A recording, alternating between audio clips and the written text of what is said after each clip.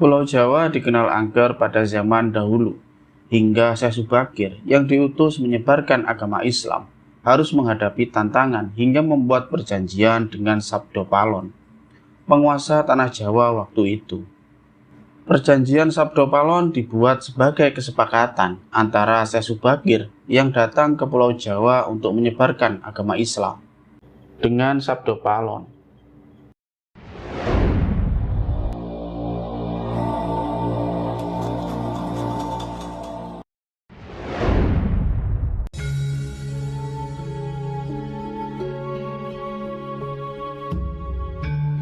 Sabdo Palon merupakan dahyang tanah Jawa yang dipercaya berdiam diri di Gunung Tidar, Jawa Tengah.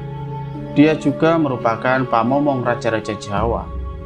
Dalam pewayangan Jawa, dia disebut dengan Ki Semar Badranaya, pamomong para kesatria, terutama para Pandawa. Dan dalam zaman kedewataan, dia disebut dengan Sang Hyang Ismaya Jati. Syekh Subakir adalah seorang ulama anggota Wali Songo periode pertama.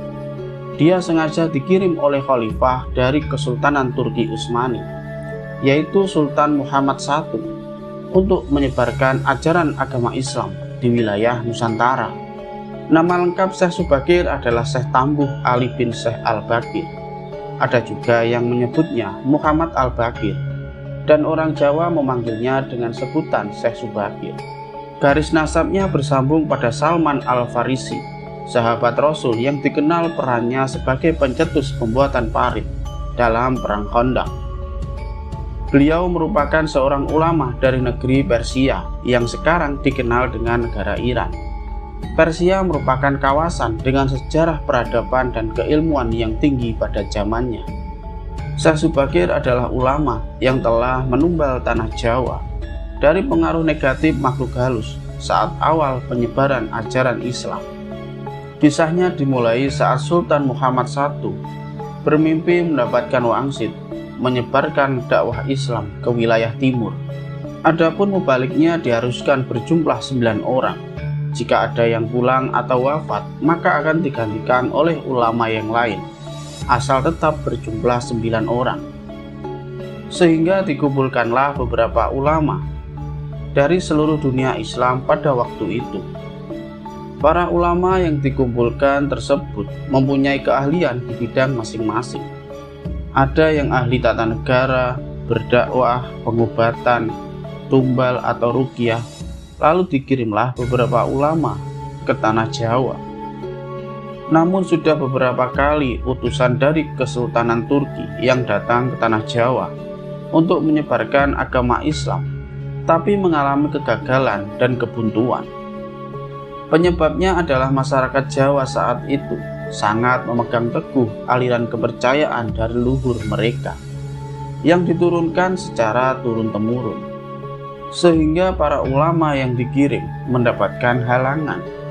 Meskipun berkembang, tetapi ajaran agama Islam hanya dalam lingkup skala kecil, tidak bisa berkembang secara luas.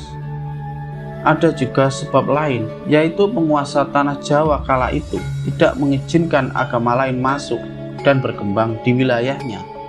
Kala itu Pulau Jawa digambarkan masih banyak hutan belantara yang angker dan dipenuhi oleh jin, peri, dan dedemit, serta segala macam makhluk halus.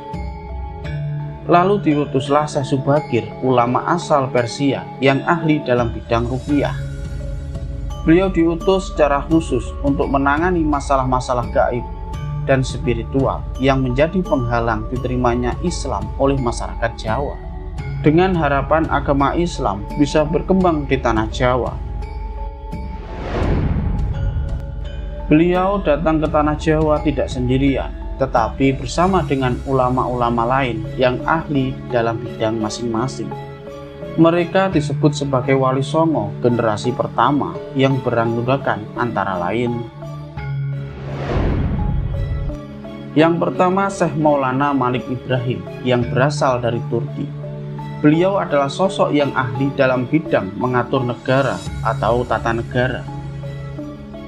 Yang kedua adalah Syekh Maulana Ishaq yang berasal dari Samarkand, Rusia bagian selatan. Beliau adalah sosok ulama yang ahli dalam bidang kedokteran. Yang ketiga adalah Syekh Maulana Muhammad Al-Maghribi yang berasal dari negara Maroko. Yang keempat adalah Syekh Maulana Ahmad Jumadil Kubro yang berasal dari negara Mesir. Yang kelima adalah Syekh Maulana Malik Israel yang berasal dari Turki. Keahliannya adalah dalam mengatur negara atau dalam bidang tata negara. Yang keenam adalah Syekh Maulana Muhammad Ali Akbar dari Persia atau Irak.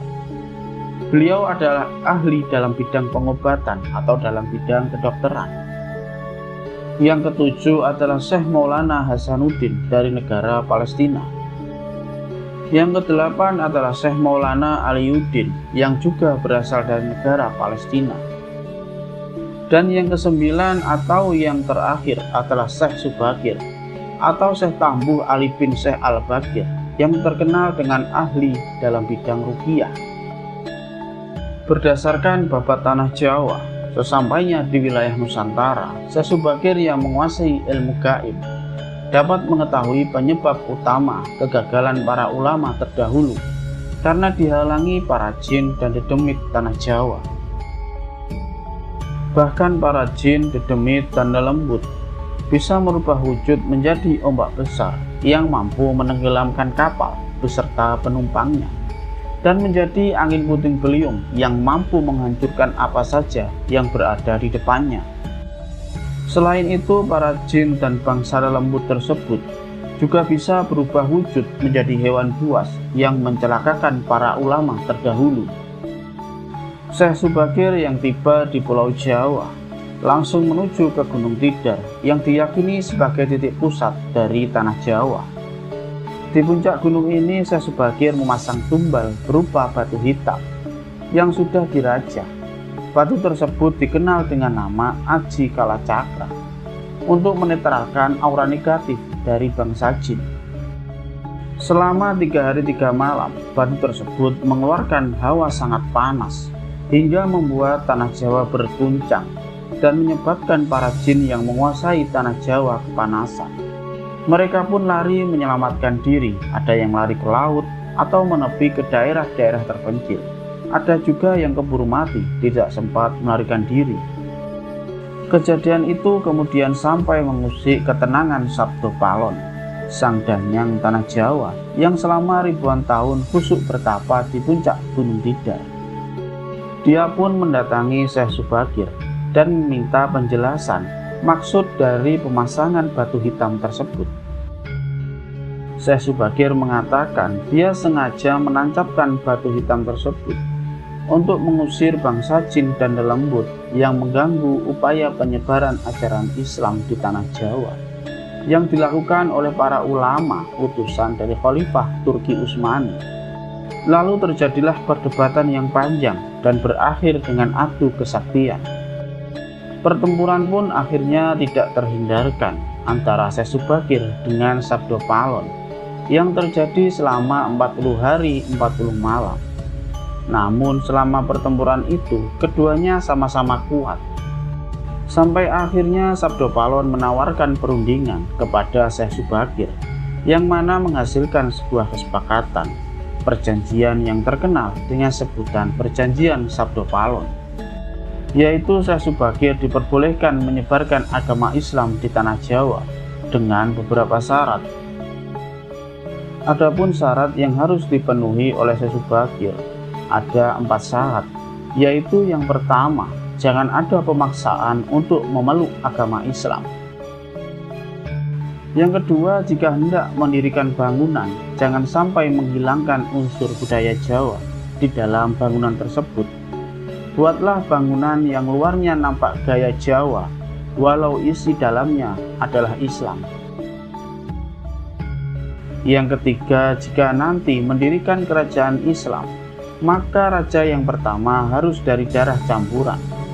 Maksud campuran adalah jika bapaknya Hindu, maka ibunya Islam. Jika bapaknya Islam, maka ibunya harus Hindu.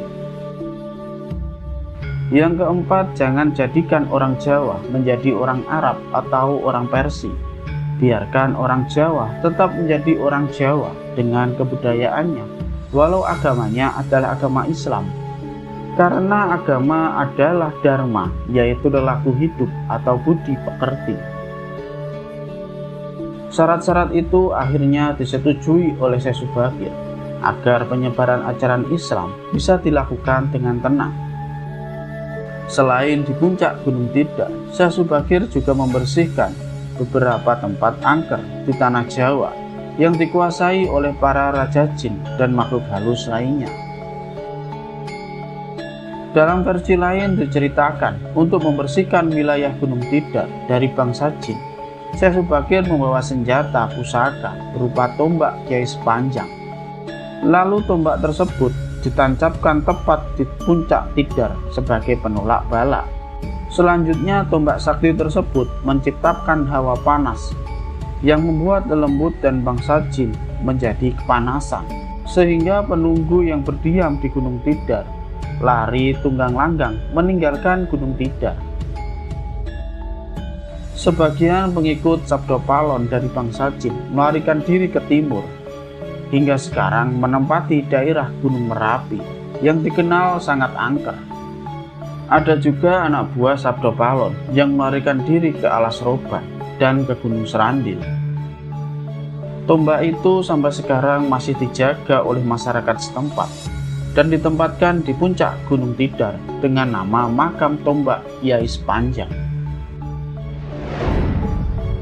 Kisah kesaktian Syekh Subagir membuatnya menjadi terkenal dan masyarakat sangat fanatik terhadapnya. Karena kefanatikannya itu bisa mengganggu ketauhidan masyarakat Jawa, Syekh Subagir akhirnya memutuskan kembali ke Persia. Namun hingga kini petilasannya tersebar di berbagai tempat di Indonesia, salah satunya yang berada di Gunung Tidar. Hingga kini sosoknya begitu melegenda di kalangan masyarakat Jawa dan sering dikaitkan dengan hal-hal yang mistis.